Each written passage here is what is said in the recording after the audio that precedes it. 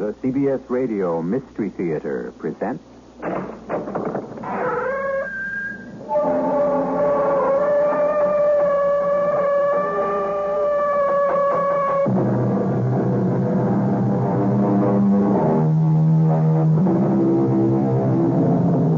Come in.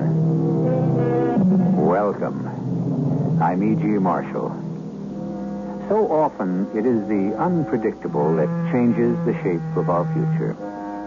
Some people plan each move very carefully. Others take life as it comes. But all of us, at one time or another, inadvertently see or hear something that was not intended for our eyes or ears. The darkest of secrets have been shared unexpectedly, and so has the guilt that goes with it. Our story is a case in point. But there's more. Can you always be sure of what you see or hear? You will pay for this. I have done nothing.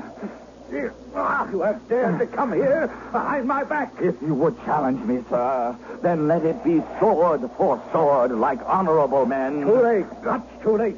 You have dishonored her, and for that you must die. And now, she shall be next.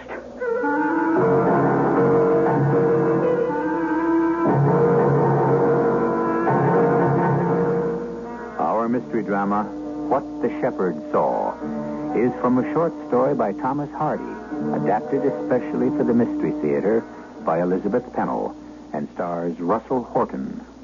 It is sponsored in part by Contact, the 12-hour cold capsule, and Buick Motor Division. I'll be back shortly with Act One.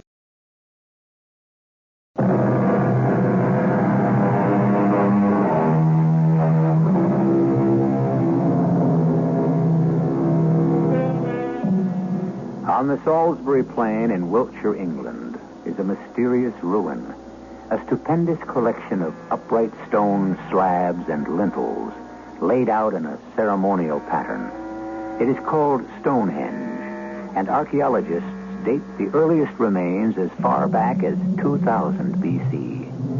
There is evidence that the largest, or Hailstone, came from Marlborough Downs, some 20 miles to the north, where natural outcroppings rise from the ground.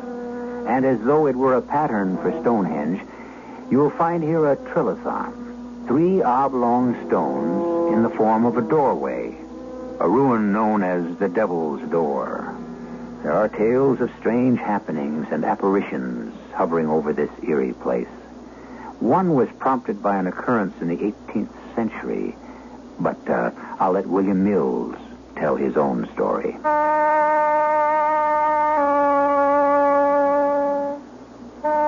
I will be haunted forever by the events of 3 nights which utterly changed the course of my life. For better or worse, I cannot say. True, I have become an educated man, but perhaps I should have remained an ignorant shepherd on Marlborough Down. I hated that place, and yet there is magic in it. The night my tale begins was as cold and clear as only England can be in the last week of December, with a moon that shone bright and hard on the Devil's Door. Each stone had been worn, scratched, split, attacked by 10,000 different weathers. But that night, those stones glistened silver with frost, and they were frightening. I tended the flocks under the tutelage of... well, he had a name, but we always called him the Old Man. Be ye sleepy? Old man, who could be sleepy on a night like this? I'll get along home and rest for a few hours. The ewes need no more tending until daybreak. Don't leave me, old man. Oh, now that's the first time I ever heard you ask for my company. It's bitter cold, and I do not choose to walk alone on a night like this. You do not choose to do anything, no more than I. May I at least take refuge in the hut? Aye, it is warmer there, and I left a few coals in the brazier. Thank you, sir. Even though I wish you would stay with me. What's gotten into you, boy? I said you could nap a bit, but mind, not longer at once than while the shade of the devil's door moves a couple of spans. For you must keep an eye upon the ewes.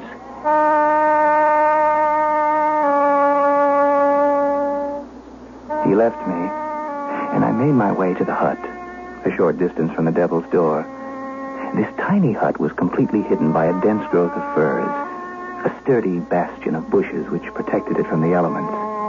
There was an opening on one side, like a paneless window, with the firs cut through beyond it, so I had a clear view of the down where the sheep were grazing, and of the ominous stone doorway which cast a shadow at all times, like the pointer on a sundial. I was restless. I couldn't sleep. It must have been around 11 o'clock when I sat bolt upright, then crept to the window opening with a premonition that something was wrong. Not a sound from the sheep, but in front of the trilithon, stark in the moon's glare, stood a man. He was slender, dressed in black. I was overwhelmed by the sight of this astonishing presence in such a lonely spot. My astonishment doubled, for a second figure glided across the plain. This time, a woman. A figure of elegance wrapped in a long fur cloak. You have come, Harriet. You summoned me? But why, Fred? Why? Oh, my dearest, it has been so long. Let me hold you in my arms. No. Fred, please. I have come here, yes, but not for that. How long I have dreamed of this moment. Fred, let me go. How did you get here? You wrote that you were in the provinces, across the ocean. I have seen many lands and many faces since I last walked these downs. But always I have thought only of you. Oh, I'm flattered. But surely there's some other reason why you've called me here so strangely. Yes. I have heard that the Duke does not treat you well. Oh, he's sometimes hot-tempered, but for that he should not be condemned. I have heard that he speaks roughly to you. I have no right to question the character of my husband. Why, you don't even know him. Harriet, dearest, is this fair or honest? Your life with the Duke is a sad one. You know nothing about the way I spend my days. My life passes quite pleasantly. Pleasantly? The world should be spread at your feet for the beauty of your face. Don't speak like that, and don't stare at me so. Yes, you are a duchess, and I am no more than a soldier of fortune. But it is not impossible that I may be able to help you. I did not call on you for help. You summoned me. Well, if that's all you have to say, I see now that I should not have come. It was foolish and impulsive of me. If I weren't a gentleman, I would take you away with me. I could do it, you know, to save you from Fred, the hell. let go of me. At this dramatic moment, the wind took their voices away, and when next the man spoke, it was in dull, flat tones. Very well. I see you are dead and lost to me. Then let it be that way, and set me free. As I once loved you, Harriet, I love you now, more so than ever. But you are not the woman you once were. So be it. I will never see you again. Oh, Fred, there's no need to take such a tragic tone. Things have changed, except that you are my friend. So why shouldn't we meet? When? I don't know.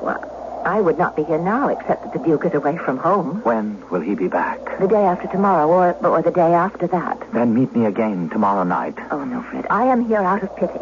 Because in your letter you sounded so forlorn. I believed you were the one that was in trouble. I have traveled 2,000 miles just to assure myself that you are all right.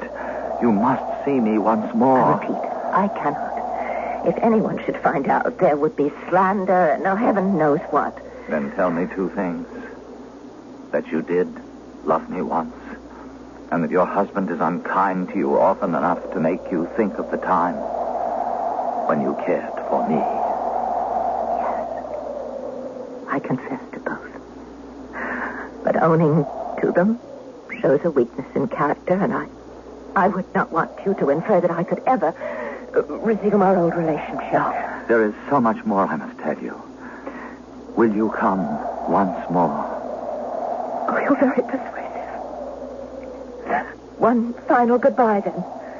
I will meet you tomorrow night or the night after. Now let me go. They parted, with the Duchess hurrying toward Shake Forest Towers, the mansion which dominated the countryside. The man watched until she was out of sight, and then set off in the opposite direction. Silence and emptiness. I was uneasy with a nameless fear. And then, I knew why.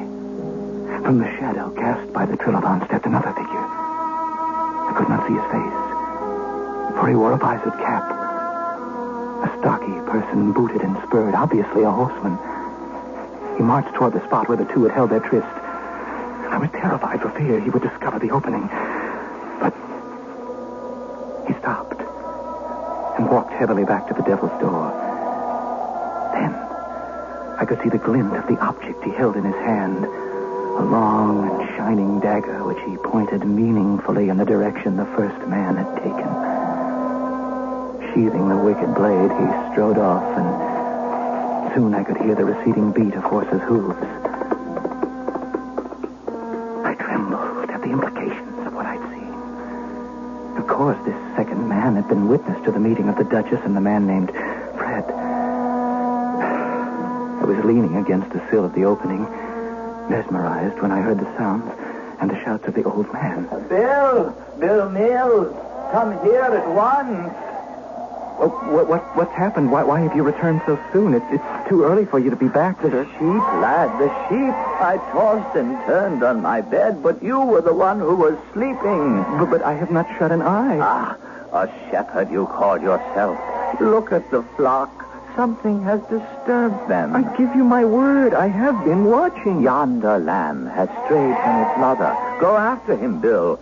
And the old ewe has twins. Light your lantern and bring it to me. The moon is getting low. I scrambled, rescuing lambs which seemed to be straying in all directions. Surely they had not been like that before. Had I been too preoccupied to notice their distress? Or had the sheep, too, lain still in the presence of unexpected visitors? This is not like you, Bill.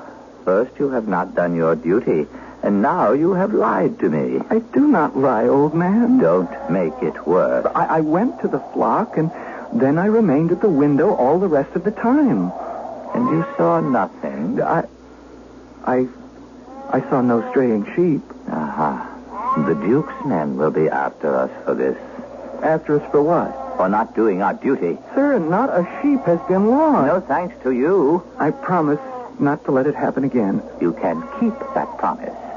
Tomorrow night. But I wondered if I could. Other promises had been made. And who knew what I might be witness to on the following night? Or the one after that.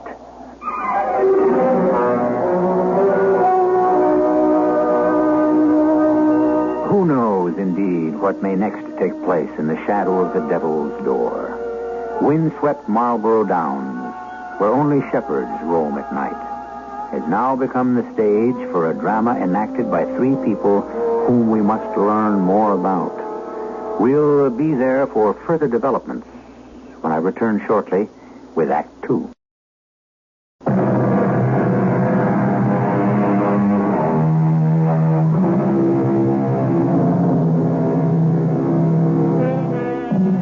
The second night, like the previous one, was cold and brilliantly clear, and the massive Devil's Door glistened with silver frost.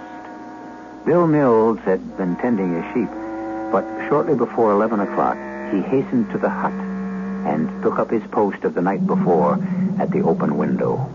And he did not have long to wait, for almost at once came not the couple whose words he had overheard, but a rider on a galloping horse. Beyond the Devil's Door was a gully and a stand of furze bushes much like the one where I was hidden. Now I knew why I'd not seen the horse last night. The horse and rider were blotted out completely before the man emerged alone from behind the dense bushes. And as this short, heavy-set figure moved into the light of the full moon. I gasped at my earlier stupidity, of course. It was none other than the Duke himself. The man on whom my livelihood depended, the ruler absolute of our community. I'd only seen him before at great distances.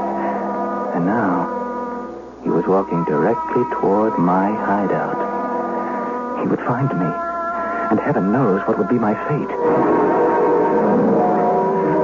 This time, he would discover the way that led to the door. I quickly burrowed under a pile of straw in the corner and tried to lie as still as the dead. I felt like an insect about to be stepped on by a giant's foot. Hello? Hello, anybody in there? Yes, this should suit my purposes nicely. When they come, I'll be ready. I was scarce breathing, but the heavy breath of the Duke and his mutterings assured me that he was too busy to pay attention to any stirrings from my corner. A nightly meeting. I must surprise her before she comes. Stealthily, the Duke left the hut, and I crept to the window opening. The slender young man was there, pacing back and forth in the moonlight. He had no chance to run or defend himself as the enraged Duke, arms outstretched like a vulture's wings, descended upon him, made a grab for his throat, and caught him by the collar. Let me go. If you seek my purse, I am but a poor soldier and have no gold. You have taken something more precious than gold. Who are you, and what do you want? No man or woman deceives me. I seek revenge. I have done nothing to you. You have dared to come here behind my back. What? Did she send you to trap me? She shall pay for this as well as you. If you would challenge me, then let it be sword for sword, like honorable men. Wait. You have dishonored her, and for that you shall die the death you deserve. The young man put up a valiant struggle as they skirmished into the furze bushes out of my range of view. But I could hear the awful sound of battle, and finally, the thud of a falling body as the Duke cried triumphantly, "She shall be next."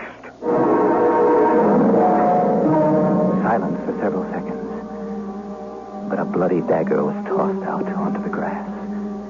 And then the Duke appeared, dragging the inert body straight through the devil's door and down into the gully beyond.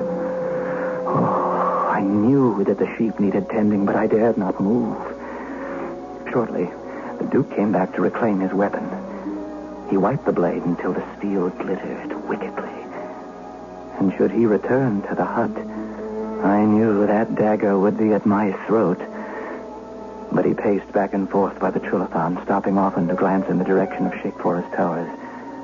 After what seemed like hours, but could have been no more than 30 minutes, the Duke returned to the hollow, and sometime later came back, leading his horse, which he mounted slowly and rode away.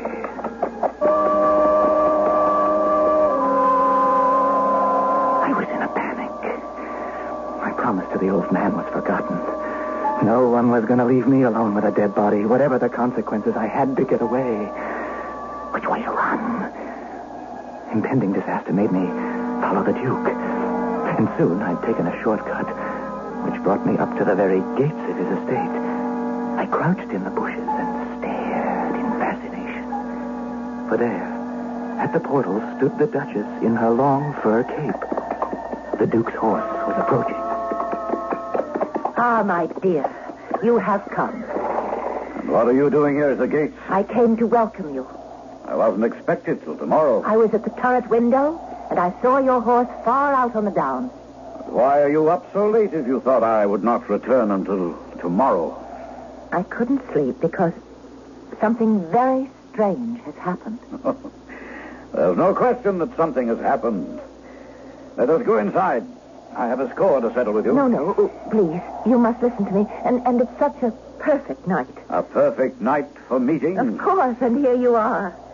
My dear husband, home just in time to help me solve a troublesome problem. Very well. A few minutes more or less won't matter now. But it's really serious. My cousin, Fred Ogborn, Captain Ogborn as he is now, was a great admirer of mine when he was a boy. My dear, you have far too many admirers. We were children who played together. I was 6 years older. He was absurdly fond of me. I had not seen him for many years, and I'd quite forgotten about those old times. Then why must you bring it up tonight of all nights? Why? Because of what has happened. The day before yesterday, I received a mysterious note. It came from Fred. He begged me to meet him at once.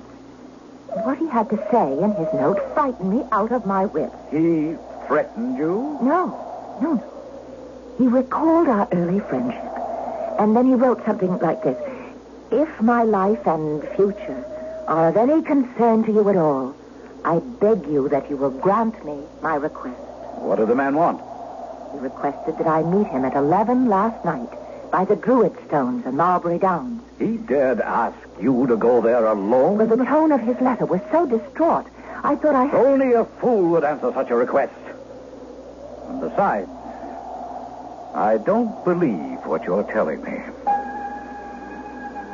They had walked almost beyond the range of my hearing, and I was hanging so closely on every word that I must have become careless.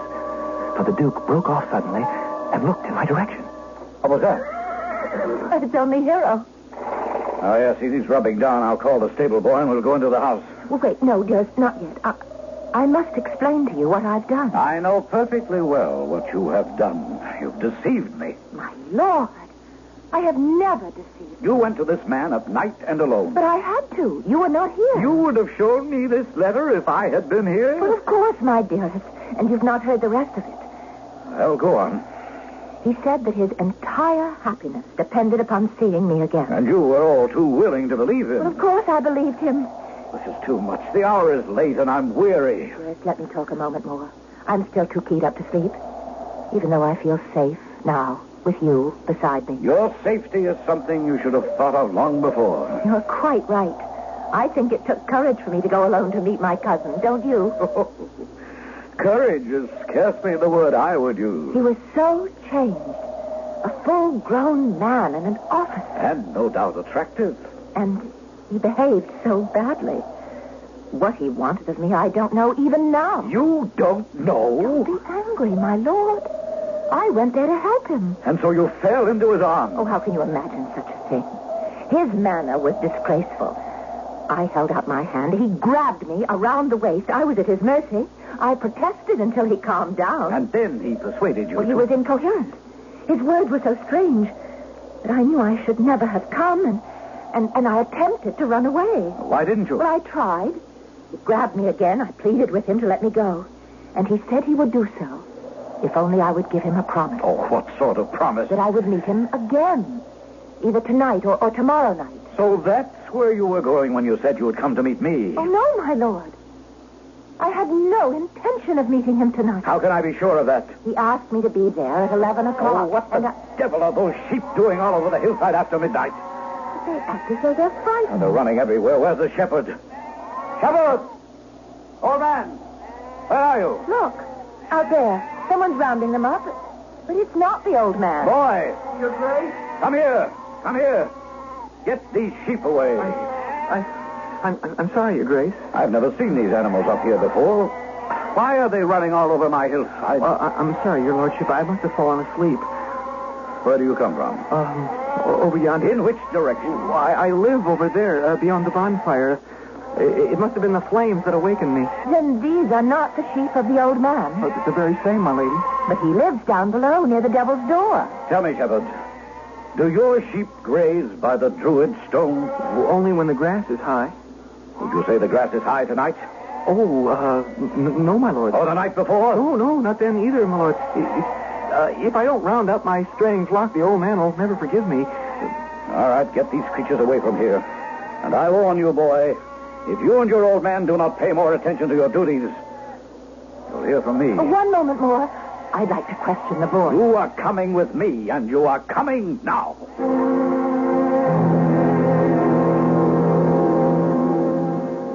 Now, that shepherd boy is not the only one who will pay for the consequences of this evening. The boy was frightened. I hoped to question him. If he saw me running across the down, then you surely would believe me. I believe what I know to be true. Then you will help me. There's just one way in which you can be helped, and I plan to take that course. Well, I knew you'd see it my way. You'll go with me, won't you? Go with you where? Well, since I failed to meet my cousin tonight, he'll be expecting me tomorrow. And we'll give him a surprise. We? Well, of course, my dear. You will go with me to the Devil's Door. How can you suggest such a thing? I told you Captain Ogburn behaved disgracefully, and I want him to be taught a lesson. He won't be there. Oh, of course he will. I have no doubt he's waiting still tonight. And he'll be there tomorrow, just as faithfully. I'm sure my cousin is in some kind of trouble, and you will help me reason with him. Why should I have anything to do with him? Because you're my husband. And aiding my kinsman would be no more than human kindness. Oh, that's a most extraordinary request. Then grant it to me, out of compassion.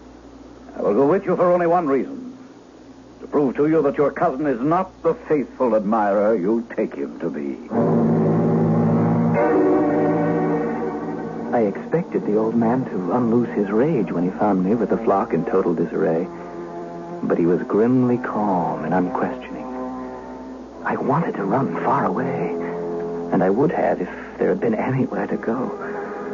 I must plan my escape somehow, for I could not tolerate spending the lonely nights of the future so close to a moldering corpse. Nor could I tell anyone what I'd seen.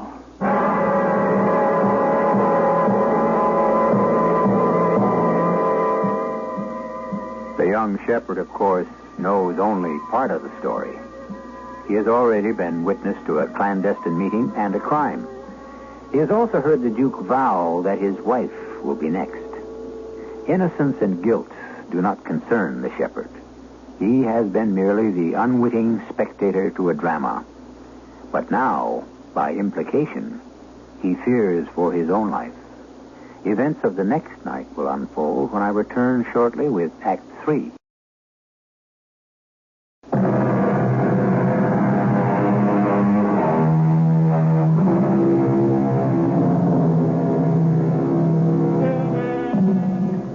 Is the Duchess as innocent as she would have her husband believe? And is the Duke a viciously cruel man or only a jealous husband? We have many unanswered questions and another surprise in store for William Mills.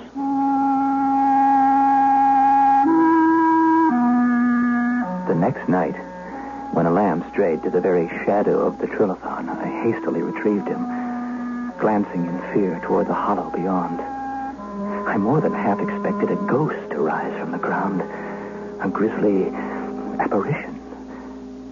With the lamb in my arms, I was heading for the hut when two figures came into view across the down. There was only one place to hide, in that terrible depression in the ground where the body was hidden. Clutching the small, woolly animal for comfort, I remained on the ground with my eyes closed. They were close enough for me to hear their voices, the Duke and the Duchess. My only thought was of the next bloody deed. If this was to become the lady's burial ground, what would become of me? I do not see him. I told you this is a fruitless mission. Perhaps he's been delayed. The hour is only just past 11. More likely he had no intention of coming.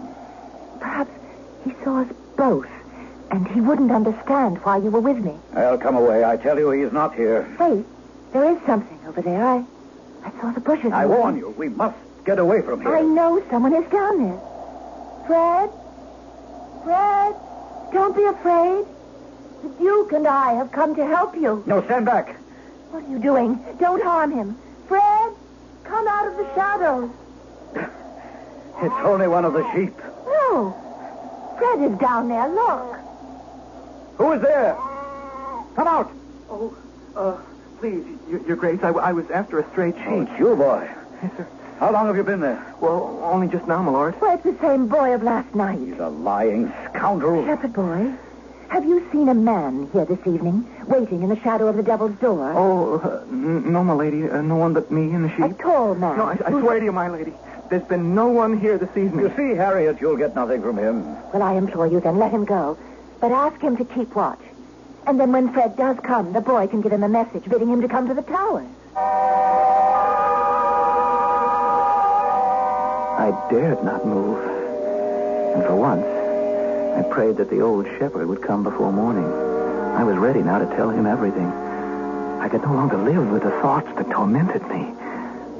A short while later, to my horror, it was not the old man who came across the plain, but the Duke, returning without her ladyship. I know full well you're keeping something to yourself. Now tell me the truth and no harm will come to you. Stop blubbering, boy. That hut over there. It's a good place to hide, isn't it? Well, it gives shelter from the wind on cold nights. And you can see things from there, can't you? What's your name? William Mills, Your Honor, but I'm nobody. Have you seen anything strange these nights you've been watching? Please, Your Lordship, don't hurt me. I will go far away from here. Perhaps this steel dagger will refresh your memory. Did you see anyone or anything that happened here last night? My Lord Duke, have mercy. I have never seen you walking here, or riding here, or lying in wait for a man, or dragging a heavy load, or... Well, it is well to know that you have never seen these things. Never, my lord. Never. So which do you choose? A repetition of those same things now, or to keep a secret all your life? Oh, I promise to keep the secret, my Lord Duke. And what assurance do I have that you can be trusted? I beg your grace. Try me. Very well. Something about you is above the ordinary youth. Perhaps I can make your life easier. Oh, anything. I'll do anything you say, my lord. And you must change this smock for a real cloth jacket. And those thick boots for polished shoes. Oh, gladly. And you shall be taught what you have never yet heard of. And be put to school. And made a man of. I shall obey your every order. Very well. Come here to the Druid stones. And kneel down. Anything you bid me to do, Your Grace. This was once a holy place. An oath sworn here is doubly an oath. I will swear it, my lord. And say this after me. May all the hosts above, angels and archangels, punish me. May I be tormented wherever I am, in living and dying, and for always, if I ever speak of what I have seen done on this Mulberry Down. Amen and amen. Then, kiss the stone. I repeated the words and kissed the stone. And that night, I slept in Shake Forest Towers. And the next day, I was sent away to begin my studies in a remote village. For 22 years, I kept my vow. I was a steward now for the Duke. And although I lived alone in a house apart from the towers, one evening, I received a mysterious summons. My destination was a well-kept cottage where I was greeted deferentially and led to a back room. The bed held an emaciated man whose ancient, weather-beaten face looked vaguely familiar.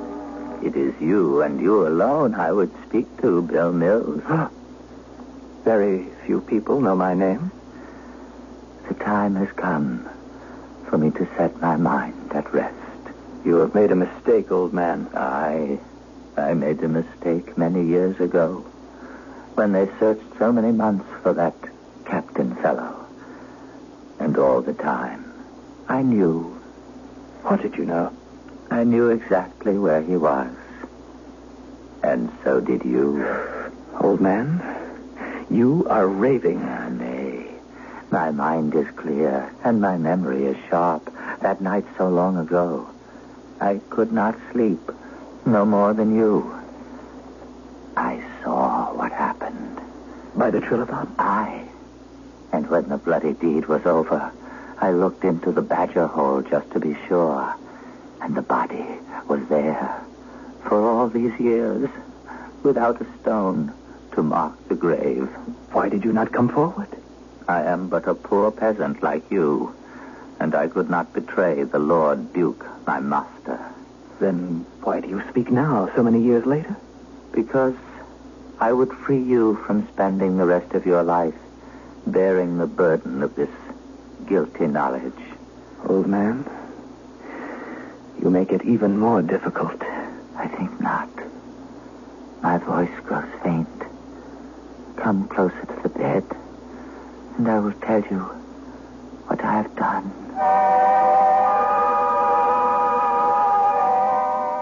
After what the old shepherd told me, I could not sleep. My past had opened wide. The long years spent so furtively in spite of creature comforts. Next day, I dared express myself man to man to the Duke. Never before had I gone so boldly into the library without knocking. My patron had long since lost his heaviness of build. Indeed, he was almost a skeleton. His white hair was thin, and his hands were nearly transparent. Oh, it's you, Mills. Now, sit down. You look concerned. Old times have come to life. Old times be cursed. To which old times do you refer? That Christmas week 22 years ago when the late Duchess's cousin Frederick implored her to meet him on Marlbury Downs. It was just such a night as this. And I saw that meeting, as you know. She met him once, but not the second time.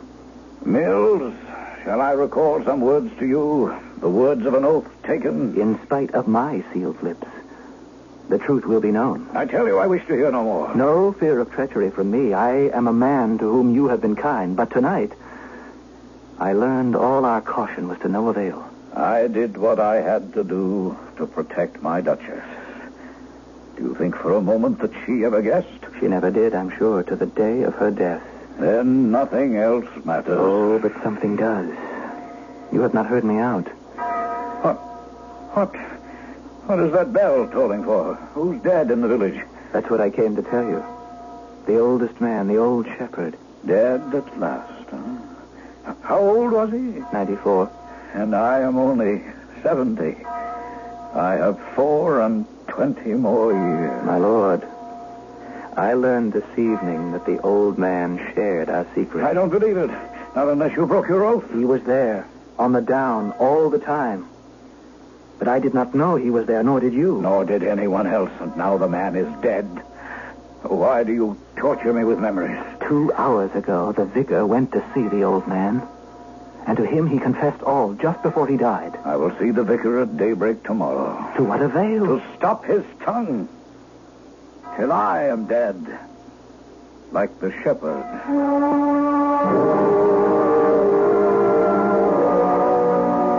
It was 22 years to the night. And for the first time in all those years, I walked over the down to the devil's doorway. As always at that season of the year, the full moon blazed nearly white, and the ancient stones glittered with jewel-like frost. Irresistibly, I was drawn to those massive slabs, the mysterious entry to a long-gone pagan temple. And then, from the direction of Shake Forest Towers, I saw a ghostly figure crossing the plain below. It was the Duke, looking like a sleepwalker, clad only in light dressing gown and slippers. I pulled myself into the deepest shadow, and as he drew near, I knew that he was not asleep. His eyes glittered, and he went purposely to the gully behind the stones. After creeping to the edge, I could remain silent no longer, for the Duke was crouched inhumanly, digging in the ground. Stop it, my lord. My lord, this is maddening. Then help me, Mills, help me. We must destroy the evidence. I doubt if much evidence is left, but whatever is there cannot be dug with their hands. Get me a shovel, then, and hurry. Oh, my oath does not hold me to this. My orders will be obeyed. Not to the point of desecrating a grave. Then I have a better plan. Replace this earth and be at my gates in 2 hours, prepared for a journey. A journey, my lord? I'm sick to death of your asking questions. Do as I say. I knew my destiny was forever linked with the Duke's, and I must do his bidding. It was near daybreak when I approached the massive portals of Shake Forest Towers. But no horses were waiting. The gate was locked. And then a servant carrying a lantern hurried down the pathway from the house. Oh, Master Mavis, I'm glad you've come. Where are the horses? What horses? Well, his lordship said they would be ready for our journey. Then you don't know of the terrible tragedy. Oh, I've come to meet the Duke. But his grace is dead. How can it be? Come into the house, Master Mills. The vicar will tell you. I want to know at once. Well, sometime during the night, his lordship left his room. He went out in the cold without a word to any of us. Go on. And wandered around who knows where, enough to catch his death of cold. Oh, come, sir, into the house. It's a bitter night. Where is the Duke? On his bed, where they've placed the body. Talk sense, man. What has happened? Well, his grace returned some 2 hours since and climbed into the second story, lost his balance, and fell downstairs. We tried in vain to revive him, but he never breathed again.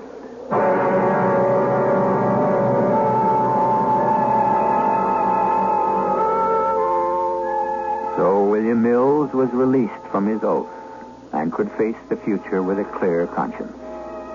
But that's not quite the way it works. Those 22 years had taken their toll, and guilt by implication never really set him free. He lived to only half the age of 94.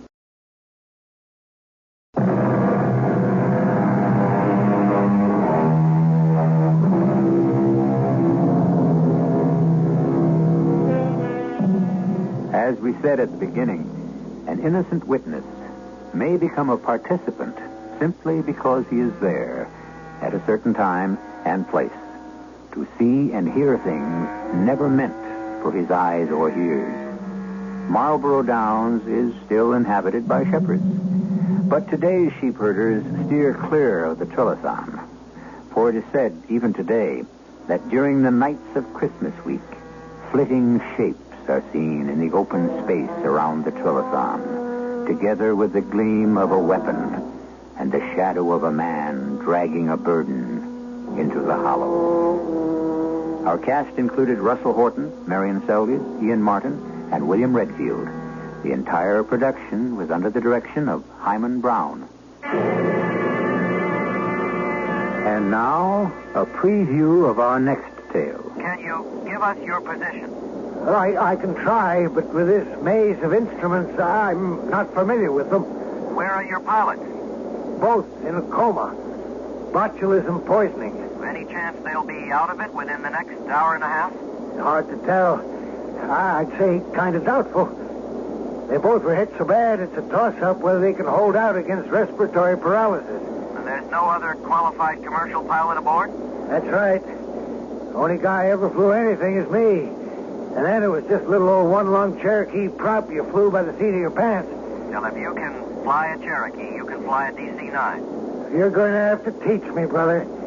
And I sure hope you can in the next hour and a half. Because if you don't tell me how to bring her down, I guess we're just going to head out over the Pacific and drop into the sea. Radio Mystery Theater was sponsored in part by Anheuser-Busch Incorporated, brewers of Budweiser. This is E.G. Marshall inviting you to return to our Mystery Theater for another adventure in the macabre. Until next time, pleasant dreams.